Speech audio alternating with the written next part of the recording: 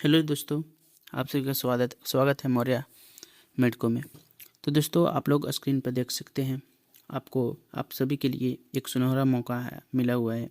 Hindustan aeronautics limited यर्का division Nashik के तहत ये आप सभी के लिए एक अप्रेंटिस के लिए अपॉर्चुनिटी आप सभी के लिए दिया गया है, जो कि हिंदुस्तान एरोनॉटिक्स लिमिटेड कंपनी के द्वारा दिए गए हैं। तो चलिए जानते हैं सबसे पहले कि ये कंपनी क्या है। तो हिंदुस्तान एरोनॉटिक्स लिमिटेड भारत सरकार के रक्षा मंत्रालय के अधीन एक केंद्रीय महारत्न सार्वजनिक क्षेत्र का उपक्रम है। भारत का दक्षिण एवं पूर्व एशिया का एक प्रमुख वैमानिकी उद्योग है, जिसके 20 उत्पादक ओवरऑल सेवा प्रभार और 10 सह स्थिति अनुसंधान एवं डिजाइन केंद्र और सुविधा प्रबंधन प्रभाग पूरे देश में फैला हुआ है।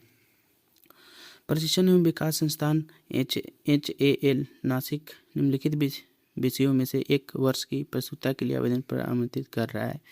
यानी कि अप्रेंटिसशिप के लिए ये अपॉर्चुनिटी आप सभी के लिए निकाला हुआ है। तो इसमें आप सभी के लिए, अगर आप B.Pharm पास आउट हैं, तो अगर B.Pharm किए हुए हैं तो आप सभी के लिए एक सुनहरा मौका यहाँ पास दिया गया है। आप स्क्रीन पर देख सकते हैं।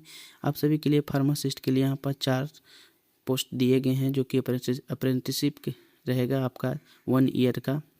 अप्रेंटिस का जो ड्यूरेशन रहेगा आपका वो 1 ईयर का रहेगा। इसमें जो आपको सभी का वो स्टाइपेंड मिलेगा वो 12,300 रुपये रहेगा।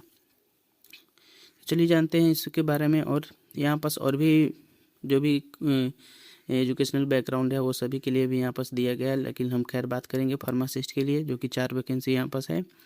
ठीक है, तो इसमें एलिजिबिलिटी क्राइटेरिया क्या है। ठीक है, तो आप जो है B.Pharm किए हैं, यानी कि अपना डिग्री कंप्लीट कर चुके हैं 2022 में, 2023 में, 2024 में, 2025 में और 2026 में। तो आप इस चीज़ के लिए, आप इस अप्रेंटिस के लिए एलिजिबल हैं। या फिर अगर आप 2026 में आपका फाइनल एग्ज़ाम हो चुका है और आप रिजल्ट का वेट कर रहे हैं, या फिर आप 8th सेमेस्टर में हैं, तो आप इसके लिए एलिजिबल नहीं होंगे। आपका पास आउट होना ज़रूरी है। इसके लिए आपके पास पासिंग सर्टिफिकेट होना ज़रूरी है। और दूसरी बात यहाँ पास ये है कि अगर आप पहले से भी कोई भी अप्रेंटिसशिप में कर रहे हैं या फिर किए हुए हैं, तो आप इसकी चीज़ के लिए एलिजिबल नहीं माने जाएंगे।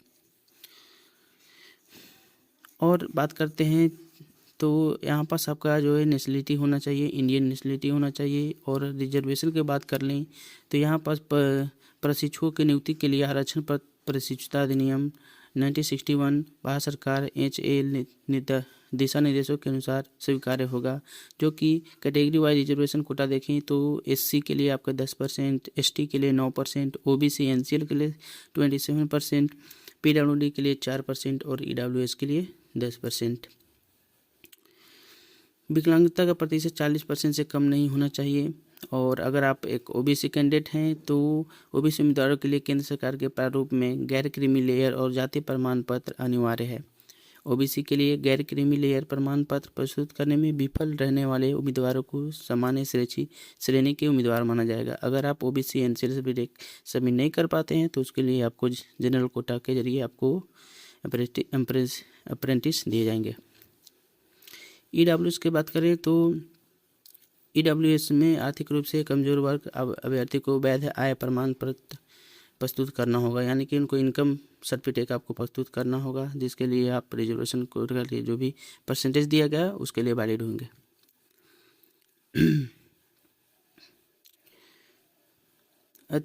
इसमें और भी जाने तो जिला मजिस्ट्रेट, अतिरिक्त जिला मजिस्ट्रेट, कलेक्टर, उपायुक्त, अतिरिक्त उपायुक्त, वजीफा मजिस्ट्रेट, ये सब अतिरिक्त सहायक आयुक्त हैं।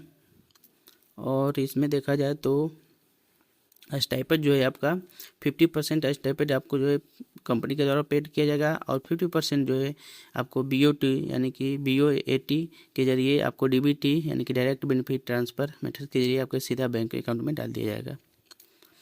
अब बात करते हैं कि इसके लिए अप्लाई हम लोग कैसे करेंगे। तो आपका ये जो ऑफिशियल इसका साइट है nats.education.gov.in पे जाकर अपना स्टूडेंट का जो भी अपना डिटेल डालिएगा, वहाँ पर से आपको स्टूडेंट ID एनरोलमेंट ID मिलेगा। ठीक है, उसके बाद फिर से आपको nats.education.gov.in पे जाकर अपना स्टूडेंट ID एनरोलमेंट ID को प्राप्त कर आपको सीधा अपना लॉगिन करना है। उसके बाद QR कोड जो भी दिया गया है यहाँ पास आप उसको स्कैन करेंगे। स्कैन करके अपना QR कोड को स्कैन करके फॉर्म खोलेंगे और उपलब्ध दस्तावेज प्रमाण के अनुसार सभी जानकारी सही भरेंगे। गलत जानकारी देने पर जांच के दौरान फॉर्म खारिज कर दिया जाएगा। यह फॉर्म केवल एक बार भरा जा सकता है, इसमें आगे सुधार नहीं किया जा सकता है। इसलिए ध्यानपूर्वक सभी स्टूडेंट जो भी हैं वो ध्यानपूर्वक अपना फॉर्म इसमें सबमिट करेंगे। और चलिए बात जान कर लेते हैं कि आपका फॉर्म सबमिट हो जाएगा सक्सेसफुली, तो आप कुछ डेट का भी आपको ध्यान रखना है कि लास्ट डेट जो है सबमिशन का वो आपका 4 तारीख 9 महीना 2026 है और फॉर्म भरने की अंतिम तिथि जो है वो 4 तारीख 9 महीना 2026 है। ठीक है, लास्ट डेट वही है 4 तारीख 9 महीना 2026। और ये पब्लिश जो एडवर्टाइजमेंट हुआ है 14 तारीख 8 महीना 2026 को। और फिजिकल डॉक्यूमेंट वेरिफिकेशन आपका जो होगी, आपका डॉक्यूमेंट वेरिफिकेशन होगा, सैटेलाइट किए जाएंगे आप 2nd और 3rd week of September month में। और पब्लिश जो सैटेलाइट कैंडिडेट को पब्लिश किया जाएगा 4th वीक ऑफ सितंबर में। और ज्वाइनिंग डेट आपका 1st और 2nd वीक ऑफ अक्टूबर में ज्वाइनिंग आपका हो जाएगा। तो जो वीडियो आपको कैसा लगा और बताइएगा कमेंट सेक्शन में। और ऐसे इसी तरीके से वीडियो और भी देखने के लिए, जानने के लिए, एजुकेशन पर्पस से जानने के लिए आपको इस चैनल को सब्सक्राइब कर लेना है। मिलते हैं नेक्स्ट वीडियो में, तब तक के लिए थैंक यू, धन्यवाद।